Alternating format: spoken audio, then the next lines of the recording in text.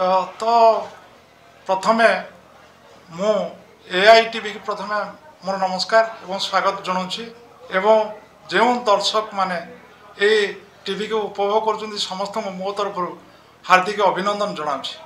तो मु कह चाहे ये जो इलेक्शन होता 2017 मसीह कड़ला पंचायतर इलेक्शन 30 स्तरीय पंचायत विधि अनुजाई होता एवं सरपंच प्रार्थी ये 5 जन प्रार्थी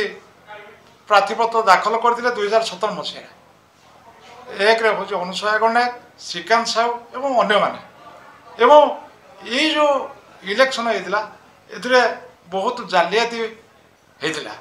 तो आपण कह चाहे जे अनुसया गणनायक 17/11/2017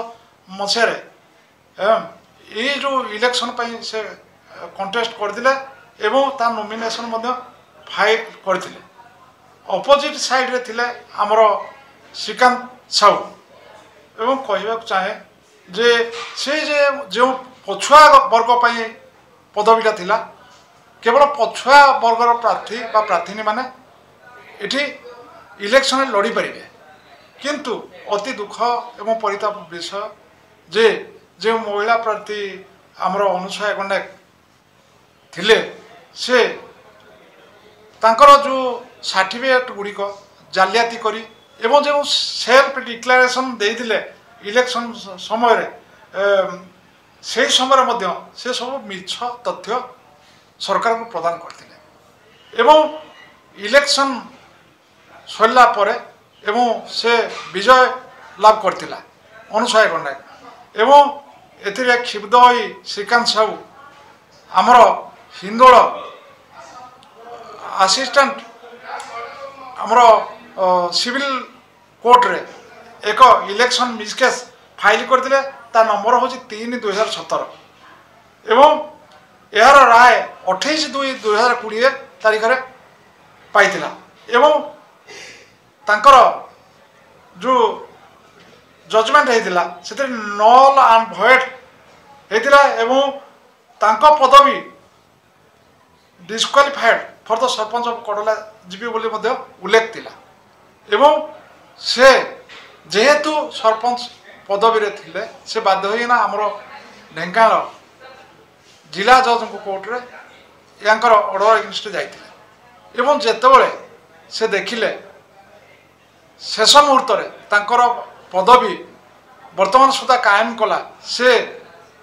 निजे अपील करते और केस टी विथड्र करते किंतु तांको अगेंस्ट रे हिंदोल कोर्ट रे जो जीआर केस थिला से जीआर केस टी पेंडिंग रहितला एवं आमर जेएमएमसी कोर्ट माननीय रोजी त्रिपाठी महोदय तांकर जजमेंट 25/10/2025 रे करथिले एवं दुईटी दफा रे तांको विरुद्ध रे मोकदमा रे राय प्रकाश पाइला गोटे हूँ 668 दफा आउ गए हूँ 471 दफा 668 दफा हूँ forgery for the purpose of cheating जोड़ा पनिशमेंट थिला 7 वर्ष एवं द्वितीय दफाटी हूँ 471 यूजिंग आज genuine a forged document which is known to be forged जोड़ा कि 3 वर्ष जेल दंड थिला। तो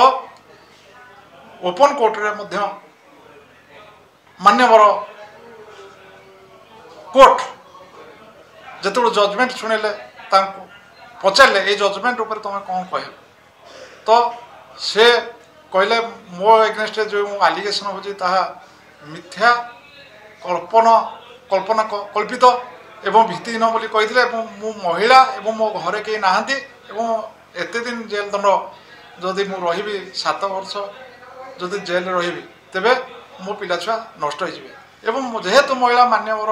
अदालत ये सब एवं सरकारी वकिल एवं मु एवं हिमांशु मिश्र महोदय 2 जन जाक आम कंडक्ट करूँ एवं आम ऑब्जेक्शन करूँ मान्य कोर्ट जेहेतु महिला से सिंपाथी रे आमर 468 दफारे 1 वर्ष 5,000 जेल दंड एवं द्वितीय दफा 471 दफारे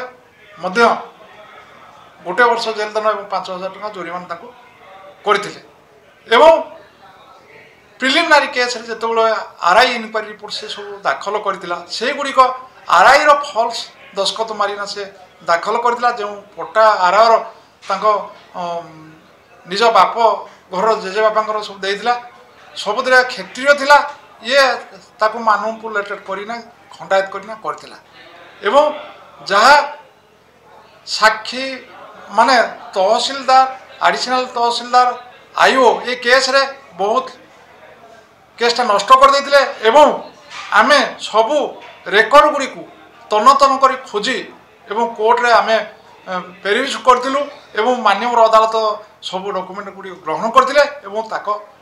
ଏଗନେଷ୍ଟରେ କାର୍ଯ୍ୟାନୁଷ୍ଠାନ ଗ୍ରହଣ କଲେ। ସାର୍ ଗୋଟେ କଥା ପଚାରିବାକୁ ଚାହୁଁଛି ଯେ ଆପଣଙ୍କର ଓପିନିଅନ କ'ଣ ସେ ତ ଜଣେ ସେ ଯେତିକି ତାଙ୍କର ସେ ଗାଦି ମାଡ଼ି ବସିଗଲା ପରେ ସେ ପରେ ଇଏ ହେଲା କିନ୍ତୁ ଆପଣଙ୍କର ଯେ ସମାଜରେ ଯଦି ଆମେ ଏମିତି ଦୁର୍ନୀତି ବା ଭ୍ରଷ୍ଟାଚାର ବା ଗୋଟେ ଫର୍ଜରୀ ଡକୁମେଣ୍ଟ କରି ଏମିତି କରିବା ତେବେ ସମାଜ ନିହାତି ଭାବରେ କଳୁଷିତ ହେବ ଏବଂ ମୁଁ ଜନସାଧାରଣ କହୁଛି ଯେ ନ୍ୟାୟ ସତ୍ୟ ଧର୍ମ ପଥରେ ଗଲେ ନିହାତି ଭାବରେ ଭଗବାନ ସମସ୍ତଙ୍କୁ ରଖିବେ। ସାର୍ ବହୁତ ବହୁତ ଧନ୍ୟବାଦ ସାର୍। ଧନ୍ୟବାଦ।